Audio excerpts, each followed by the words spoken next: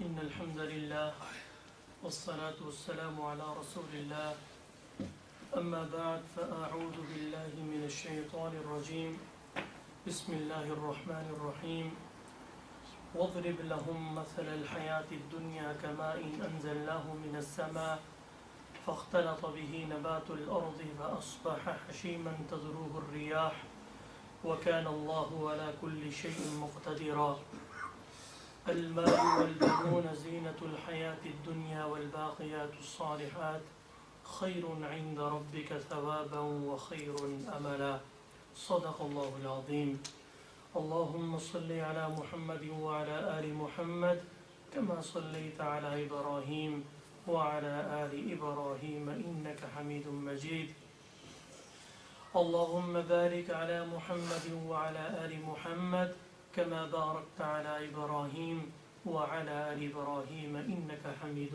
مجيد حضرات محترم بزرگوں دوستوں بھائیوں سامعین و سامعات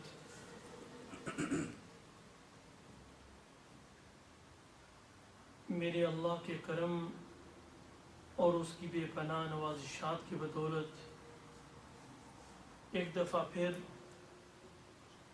آپ حضرات سے ہم کلام ہونے کا شرف نصیب ہو رہا ہے۔ لاکھوں کروڑوں درود و سلام ہوں والی بطحا پر جن کے آنے سے ہمیں یہ معلوم ہوا کہ یہ دنیا فانی ہے، یہ دنیا تباہ ہو جانے والی ہے۔ ایک نہ ایک دن ہم نے اس دنیا سے کوچ کرنا ہے اور مرنے کے بعد ہم نے زندہ ہو کر اپنے رب کے سامنے اپنے اعمال کا جواب دہ ہونا ہے۔ پچھلی نشست میں آپ حضرات نے یہ سماعت فرمایا کہ اللہ رب العزت نے دو بھائیوں کے قصے کو بیان فرمایا، ایک مومن تھا اور ایک کافر، ایک توحید پرست تھا اور ایک مشرک، ایک اپنے مال پر گمان کرنے والا اور دوسرا اسے سمجھانے والا کہ یہ دنیا فانی ہے اور یہ تباہ ہو جانے والی ہے، حقیقی بقا صرف اللہ کی ذات کو ہے۔ وہ واقعہ سماعت فرمایا آپ نے، اور آخر پہ اللہ رب العزت جو ہے وہ یہ باور کروا رہے ہیں کہ سارا اختیار اللہ کو ہے، ہنالک الولایۃ للہ الحق، سارا اختیار جو ہے وہ اللہ سچے کو ہے۔ آگے اللہ رب العزت ان آیات کے اندر وہ دو بھائیوں کا واقعہ بیان کرنے کے بعد ان آیات کے اندر اللہ رب العزت فرماتے ہیں کہ اے نبی صلی اللہ علیہ وسلم آپ لوگوں کو اس دنیا کی مثال واضح فرما دیجئے کہ اس دنیا کی مثال ہے کیا، یہ دنیا اصل میں ہے کیا۔ آپ کو پتہ ہونا چاہیے کہ دنیا عربی کے ایک لفظ ہے دنون، اس سے مشتق ہے، اور دنون کا مطلب ہے ردی چیز۔ دنیا ایک ردی چیز ہے۔ اللہ کے نزدیک روایات کے اندر آتا ہے کہ اگر اس دنیا کی قدر و قیمت اللہ کے نزدیک مچھر کے پر کے برابر ہوتی تو اللہ کافر کو ایک گھونٹ پانی پینے کے لیے نہ دیتے، لیکن اس کے نزدیک دنیا کی کوئی قدر و قیمت نہیں ہے، اس لیے آپ دیکھتے ہیں کہ کافر عیش و عشرت کے اندر رہ رہا ہے، مومن مصائب سے دشوار ہونا پڑتا ہے، مصائب سے گزرنا پڑتا ہے۔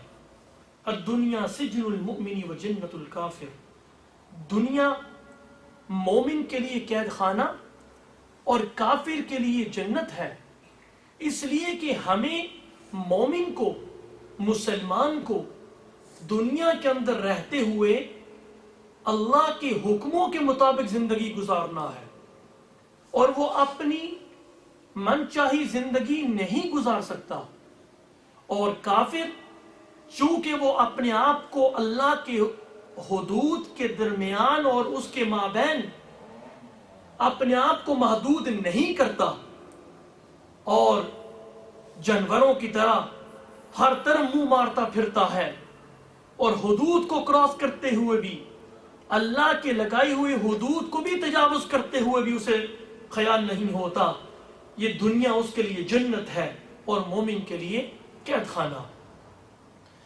تو اے نبی صلی اللہ علیہ وسلم، آپ یہ واضح فرما دیجئے کہ اس دنیا کی مثال کیا ہے۔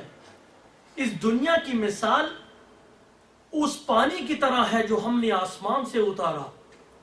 وہ پانی زمین کے سبزے سے ملتا ہے، جب زمین کے سبزے سے ملا تو اس سے اناج پیدا ہوئے، پھل لگے، پھول لہلہانے لگے، فصلیں لہلہانے لگیں۔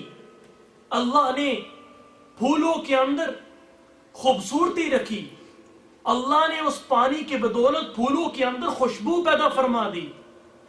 دور سے دیکھنے والا، پھول کو دیکھنے والا فرحت محسوس کرتا ہے، خوشی محسوس کرتا ہے کہ رب نے کیسی خوبصورت کائنات پیدا کی ہے۔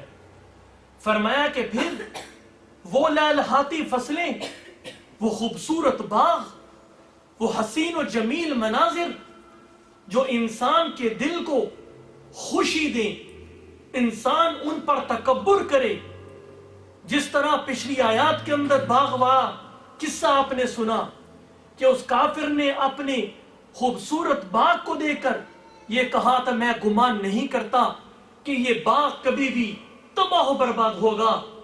تو فرمایا کہ جب وہ لہلہانے لگے تو پھر اللہ کی طرف سے ایک عذاب آ جائے اور وہ لہلہاتی فصلیں تباہ و برباد ہو جائیں اور وہ خشک ہو جائیں، اور ہوائیں ان کے ذروں کو اٹھائے ہوئے مشرق و مغرب کے اندر لے چلیں۔ اللہ ہر چیز پر قدرت رکھنے والا ہے۔ یہ مثال بیان کرنے کا مقصد یہ ہے کہ انسان کو اس کی زندگی کی طرف توجہ دلانا ہے کہ اے انسان، اللہ نے تجھے عدم سے وجود دیا، تو کچھ بھی نہیں تھا، ایک گندے غلیظ قطرے سے خدا نے تیری پیدائش کی، پھر تجھے پیدا فرمایا، اس دنیا پہ لے کے آیا، تو لڑکپن کے زمانے سے گزرا، تو جوانی کے دور میں گزرا، پھر بڑھاپا آ گیا۔ اللہ الذی خلقکم من ضعف ثم جعل من بعد ضعف قوة ثم جعل من بعد قوة ضعفا وشیبا۔ اللہ وہ ہے جس نے تمہیں کمزوری کی حالت میں پیدا کیا، پھر کمزوری کے بعد تمہیں قوت دی، پھر قوت کے بعد دوبارہ تمہیں بڑھاپا دے دیا۔ تو معلوم کیا ہوا؟ یہ ہوا معلوم کہ انسان کی زندگی کی ابتدا بھی کمزوری پر اور آخر اس کا بھی کمزوری، اور انسان نے ایک نہ ایک دن دنیا سے جانا ہے۔ اے انسان، اگر دنیا کے اندر لہلہاتی فصلوں کو بقا نہیں ہے، اگر خوشبودار مہکتے ہوئے پھولوں کو بقا نہیں ہے، تو اے انسان تیری ذات کو بھی بقا نہیں ہے۔ اگر کسی ذات نے باقی رہنا ہے تو وہ صرف خدا کی ذات ہے۔ کل من علیہا فان وَيَبْقَى وَجْهُ رَبِّكَ ذُو الْجَلَالِ وَالْإِكْرَامِ۔ اس کائنات و ہست و بود میں جو کچھ بھی ہے سب فانی ہے، ہر چیز نے تباہ ہو جانا ہے۔ اگر کوئی ذات باقی رہنے والی ہے تو وہ صرف رب العالمین کی ذات ہے۔ کل شیء ہالک الا وجہہ، اس کائنات نے تباہ ہو جانا ہے، یہ کائنات تباہ ہو جانے والی، یہ کچھ بھی باقی نہیں رہے گا۔ اگر کوئی باقی رہنے والی ذات ہے تو وہ صرف اللہ رب العزت ہے۔ تو ہمیں یہ بات باور کروائی جا رہی ہے، وَاضْرِبْ لَهُمْ مَثَلَ الْحَيَاةِ الدُّنْيَا كَمَاءٍ أَنزَلْنَاهُ مِنَ السَّمَاءِ فَاخْتَلَطَ بِهِ نَبَاتُ الْأَرْضِ فَأَصْبَحَ هَشِيمًا تَذْرُوهُ الرِّيَاحُ وَكَانَ اللَّهُ عَلَى كُلِّ شَيْءٍ مُقْتَدِرًا۔ اے نبی صلی اللہ علیہ وسلم، اس دنیا کی مثال بیان فرما دیجئے کہ وہ آسمان سے اترنے والے پانی کی طرح ہے جسے ہم نے آسمان سے اتارا، اور وہ زمین کے سبزے کے ساتھ مل گیا اور پھر وہ خشک ہو گیا اور ہوائیں انہیں ہر طرف لے کے چلتی پھری. اور اللہ رب العزت ہر چیز پر قادر ہے.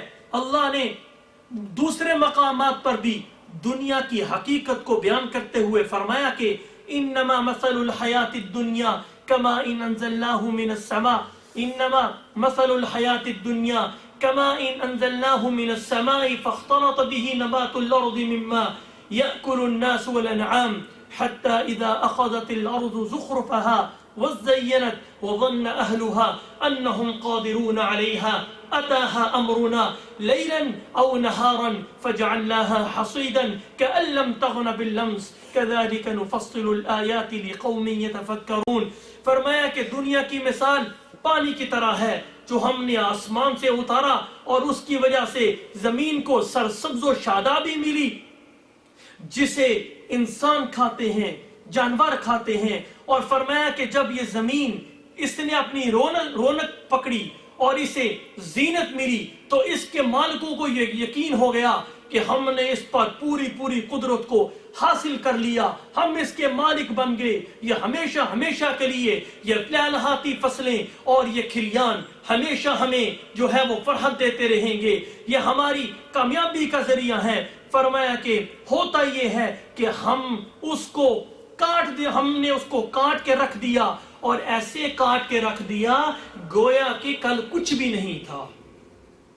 یعنی اللہ رب العزت بیان فرما رہے ہیں وہ فرحت دینے والی چیز, وہ خوشبودار باغ, وہ کھلیان جو آپ کو خوشی اور فرحت دے رہے تھے, فرمایا کہ وہ آج خوشی دے رہے تھے اور ہم نے انہیں ایسا تباہ و برباد کر دیا گویا کہ ان کا وجود کل تھا ہی نہیں. کوئی آدمی جب ان کی حالت دیکھے تو وہ تصور نہیں کر سکتا. انما اعلموا انما الحیات الدنیا لعب ولہو وزینۃ وتفاخر بینکم وتکاثر فی الاموال والاولاد. جان لو یہ دنیا آسائش کا گھر ہے, یہ دنیا کھیل تماشا ہے اور ایک دوسرے پر فخر کرنے کا نام ہے اور ایک دوسرے پر زیادہ اولاد اور زیادہ مال حاصل کرنے کا نام ہے. جس کے بعد زیادہ مال آ گیا وہ غریب کو کچھ سمجھتا نہیں ہے. رسول اللہ صلی اللہ علیہ وسلم نے فرمایا کہ غریب آدمی جنت میں امیر آدمی سے 500 سال پہلے داخل ہو جائے گا. کیوں؟ مال کم, سوالات کم, مال کم, فتنے کم. انما اموالکم و اولادکم فتنہ. اگر وہ مال حلال سے نہیں کمایا, وہ مال اللہ کے رستے میں نہیں دیا, وہ مال اس کا صحیح استعمال نہیں کیا, وہ عذاب ہے, وہ فتنہ ہے, اللہ کے غضب کو دعوت دینا ہے.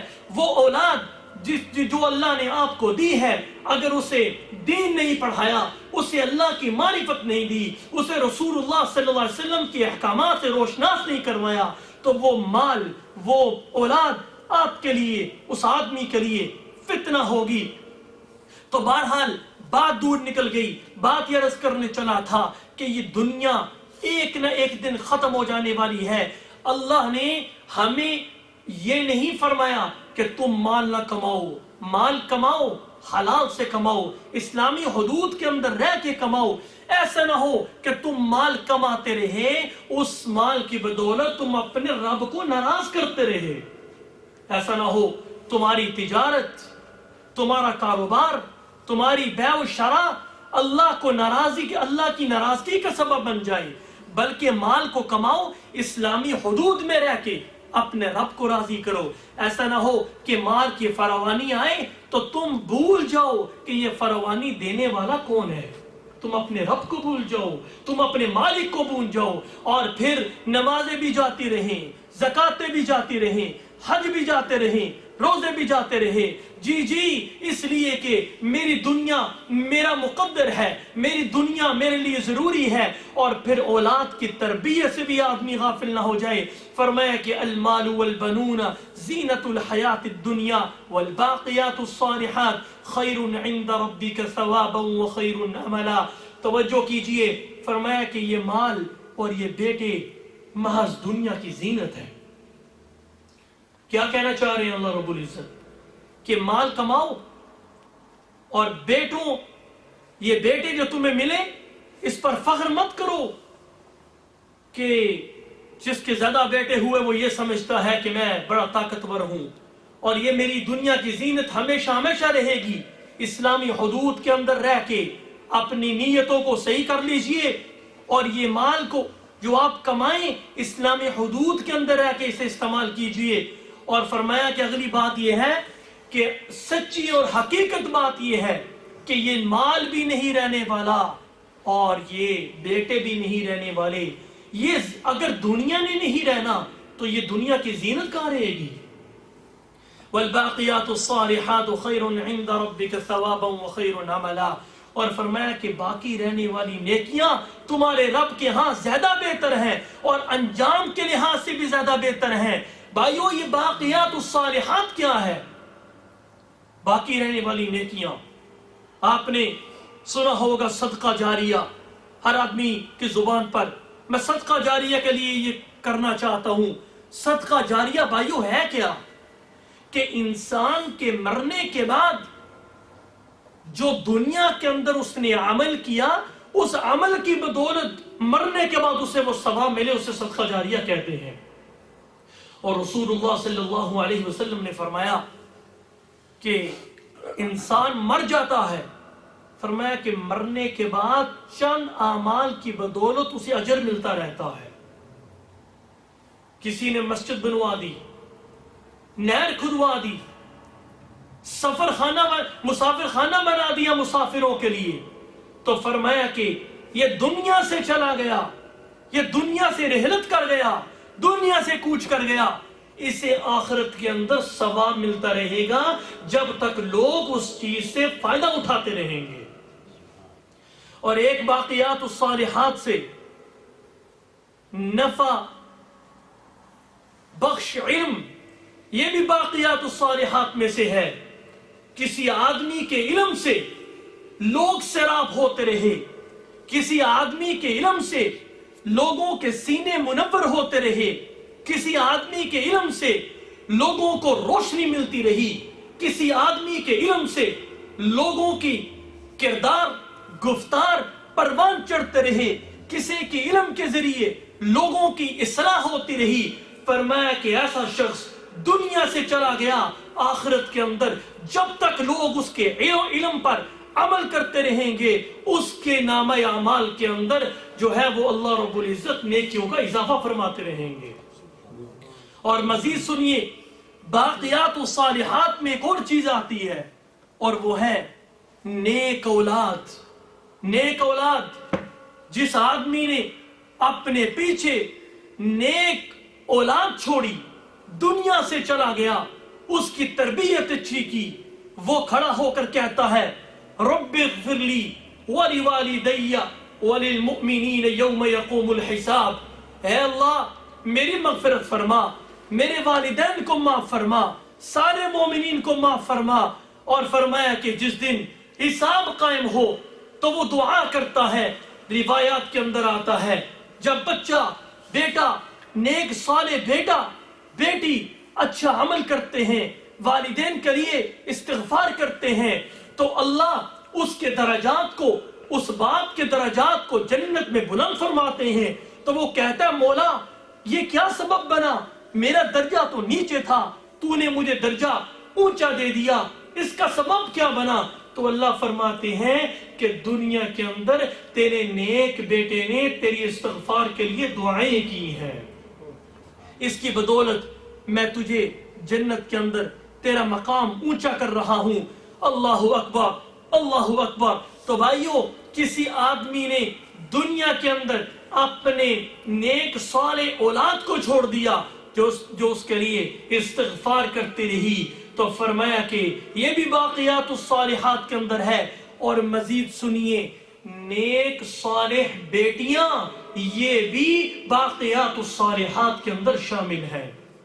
آج افسوس کے ساتھ یہ کہنا پڑتا ہے کہ یہ تہذیب یافتہ معاشرہ جو اپنے آپ کو سیولائزیشن کا علمبردار کہتا ہے اور کہتا ہے کہ ہم سیولائزڈ ہیں، हम तहजीब याफ्ता कौम है और मीडिया पर आकर मुआशरे में बैठ के लोगों के सामने ऐसी ऐसी फरासत वाली बातें करते हैं कि इंसान उनकी बातें सुन सुनकर पर्दा हैरत में पड़ जाए, लेकिन जब उनकी ज़हनियत का अंदाजा हो तो इंसान हैरान होता है कि मुआशरे के अंदर बच्चियों के जन्म को वो इतना बुरा समझते हैं। अगर मुआशरे के अंदर किसी खानदान के अंदर कोई बच्ची पैदा हो जाए तो जनाब उस शख्स के माथे पर बल नजर आता है कि मेरे घर के अंदर बच्ची की पैदाइश क्यों हुई है। हरे जालिमों, तुमने इस्लाम को समझा ही नहीं है, तुमने इस्लाम को पढ़ा ही नहीं है, तुमने तारीख इस्लाम से वाकफियत पैदा करने की कोशिश ही नहीं की है, तुमने अपने नबी के फरमुदात को इरशादात को पढ़ने की कोशिश नहीं की है कि अल्लाह ने बच्चियों को कितना मर्तबा और मकाम दिया है। आइए, अगर आपको मौका नहीं मिला मेरे नबी के इरशाद को पढ़ने का तो आओ आज मैं आपको सुनाता हूं कि बच्चियां जहन्नम से आजादी का सबब हैं, जहन्नम से हिफाजत का सबब हैं, बच्चियां अल्लाह के गजब से हिफाजत का सबब हैं। हजरत अम्मा आयशा फरमाती हैं कि एक मर्तबा मैं अपने घर में बैठी हुई थी तो मैं क्या देखती हूं कि एक माँ दो बच्चियों को अपने एक कंधे पर एक बच्ची को बिठाकर दूसरे कंधे पर दूसरी बच्ची को बिठाकर मेरे घर में दाखिल हुई, मुझसे गुफ्तगू करने लगी। मैंने उन्हें 3 खजूरें पेश की, एक उसकी एक बच्ची के लिए, दूसरी बच्ची के लिए, तीसरी उस माँ के लिए। तो उसने एक खजूर गुठली निकालकर एक बच्ची को दी, फिर दूसरी को दी। जब उन्होंने खा ली, तीसरी जब खुद खाने लगी तो एक बच्ची, जैसे बच्चों की आदत होती है, एक बच्ची उससे वो खजूर खींचने लगी। तो अम्मा आयशा कहती हैं कि मैं माजरा देखने लगी कि माँ करती क्या है। उसने वो खजूर अपने मुंह से निकालकर उसके 2 टुकड़े किए, एक बच्ची को आधा टुकड़ा दिया, दूसरी बच्ची को दूसरा टुकड़ा दिया। उसके बाद मैं पर्दा हैरत में पड़ गई। आज तक मैंने इंसाफ का ऐसा वाकया नहीं देखा था। वो औरत चली गई, अपनी बच्चियों को लेकर चली गई। जब वापस इमामुल अंबिया, सरताजुल अंबिया, शफीउल मुज़निबीन जनाब मुहम्मदुर रसूलुल्लाह सल्लल्लाहु अलैहि वसल्लम तशरीफ लाए, मैंने ये माजरा सुनाया। आपने फरमाया तवज्जो कीजिए, आपने फरमाया आयशा, अल्लाह ने इन बच्चियों की बदौलत इस औरत पर जन्नत को वाजिब कर दिया है और फरमाया कि जहन्नम से इसे आजाद फरमा दिया है।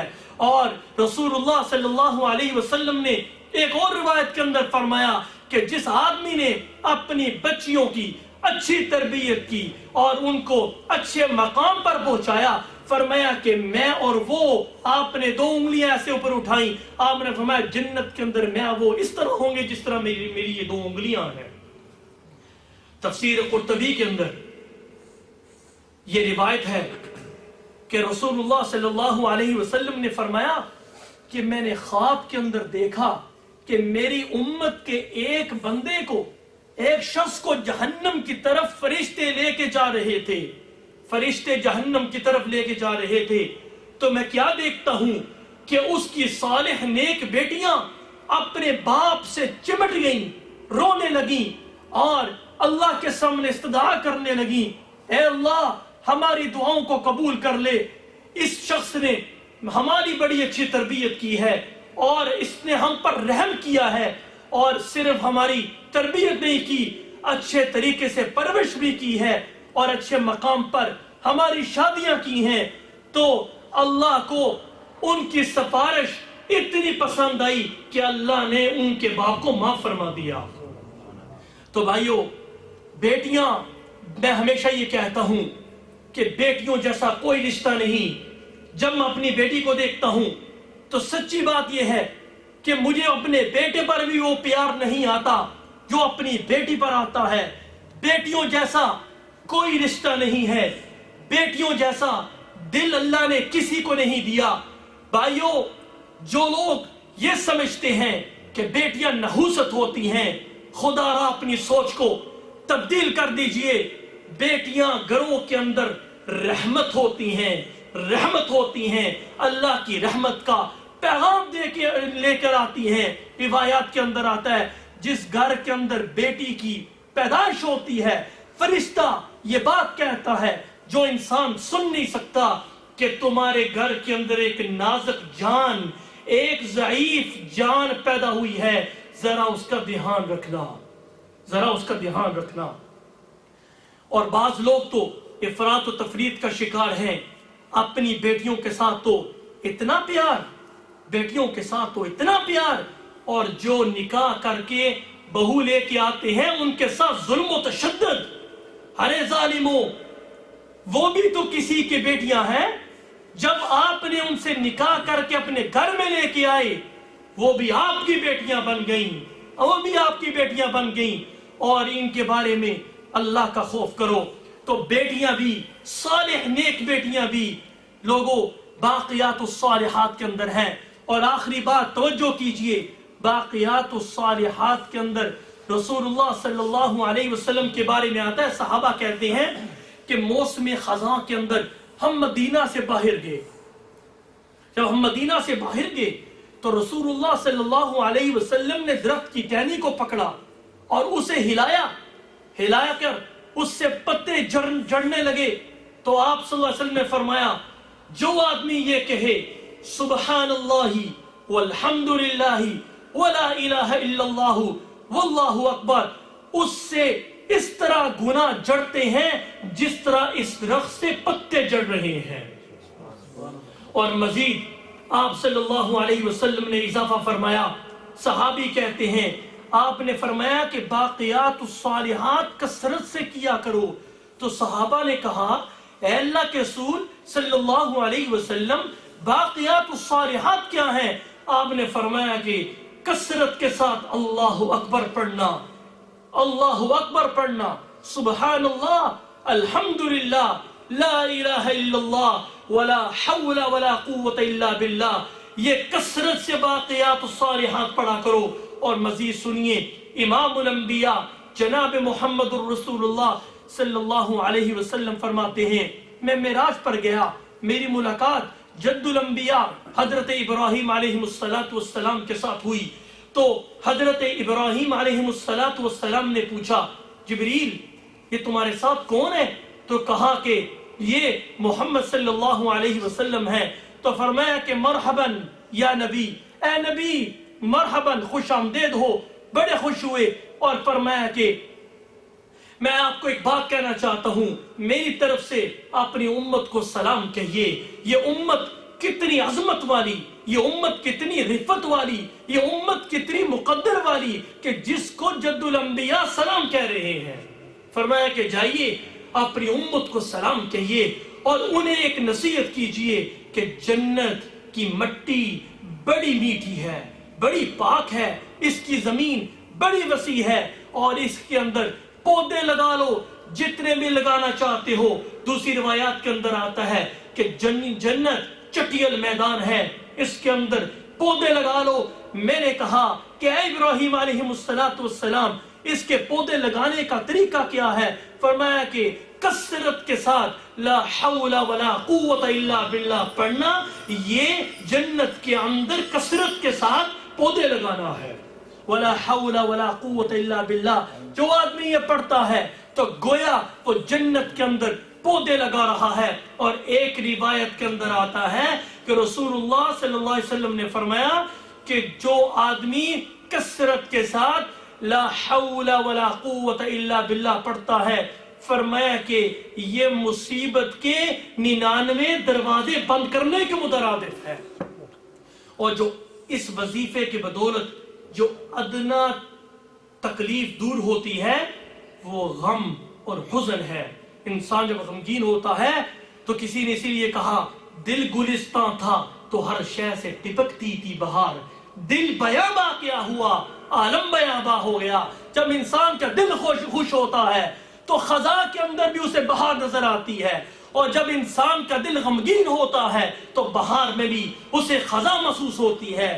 تو بھائیو معلوم کیا ہوا کہ باقیات الصالحات یہ ہیں، अच्छी औलाद को पीछे छोड़ जाओ, नेक औलाद को छोड़ जाओ, उसे दीन पढ़ा दो, मरने के बाद तुम्हें सवाब मिलता रहेगा। तहज्जुद बाक़ियातुस सालिहात के अंदर है, दुरूद शरीफ बाक़ियातुस सालिहात के अंदर शामिल है।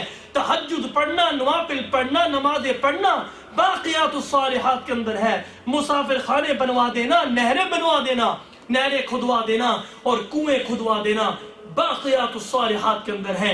और आखिरी बात कह के अपनी बात को खत्म करता हूँ। दुनिया के अंदर लोग कहते हैं कि मैं अपनी बेटी के लिए, अपने बच्चे के लिए ये काम कर जाऊं ताकि मेरे मरने के बाद उनको किसी किस्म की फाइनेंशियल प्रॉब्लम ना हो। हाय, कभी ये भी सोच लिया होता कि दुनिया के अंदर मैं इल्म फैला दूं, दुनिया के अंदर मुसाफिर खाना बनवा दूं, दुनिया के अंदर किसी किताब की तारीफ करने वाले की उसको शाया करवा दूं, मैं किताबों की तरवीज करवा दूं, किताबों इस्लामी किताबों को शाया करवा दूं। काश ये भी इंसान को तस्वर हो जाता कि मैं मस्जिद बनवा दूं, मैं माल को अल्लाह के रास्ते में दे दूं, ताकि कल मैं दुनिया से जाऊं तो बाक़ियातुस सालिहात के जरिए मेरे नामा अमाल के अंदर इजाफा होता रहे। अल्लाह ताला हम सबको अमल करने की तौफीक इनात फरमाए और अमल सालिह की भी तौफीक इनात फरमाए। व आखिरु दावाना अनिल हम्दुलिल्लाहि रब्बिल आलमीन।